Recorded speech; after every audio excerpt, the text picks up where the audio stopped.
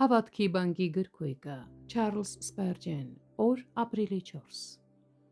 Եվ քո առաջին իշամեղուն կուղարկեմ, և նա կքշե խևացիներին, քանանացիներին և քեթացիներին քո առաջին։ Ելից 23-րդ գլուխ 28-րդ խոսք։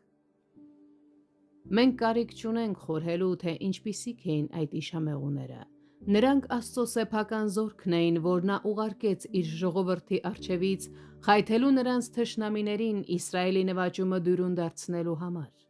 Մեր Աստվածը իր ընտրած միջոցներով պիտի պատերազմ մղի իր ժողովրդի համար և պիտի խոցոտի նրանց հակառակորդներին, դեռևս մինչ նրանք կհասնեն իսկական ճակատամարտին։ Հաճախ նա ճշմարտության թշնամիներին շփոթեցնում է այնպիսի միջոցներով, որոնցում անգամ բարեփոխիչները իրենք մասնակցություն չունեն։ Օդը լի է խորհրդավոր ազդեցություններով, որոնք նեղում ու հալածում են Իսրայելի թշնամիներին։ Մենք կարդում ենք Հայտնության գրքում, որ երկիրը օգնեց կնոջը։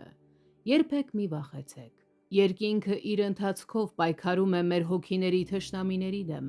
Հաճախ երբ մենք դուրս ենք գալիս մարտի, մենք չենք գտնում որևէ հակառակորդ, որի հետ կարող ենք պայքարել։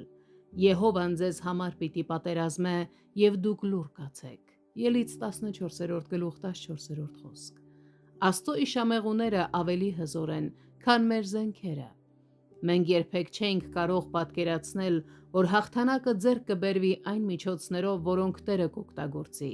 Մենք պարտավոր ենք հնազանդվել մեր երթի հրահանգներին և առաջ գնալ ազգերը Տեր Հիսուսի համար նվաճելու, և պիտի տեսնենք, որ Տերը գնացել է մեր առջևից և պատրաստել է ճանապարհը, այնպես որ վերջում պիտի ուրախությամբ խոստովանենք. «Փրկեց նրա աջ ձեռքը և նրա սուրբ բազուկը» Սաղմոս 98-րդ գլուխ 1-ին խոսք։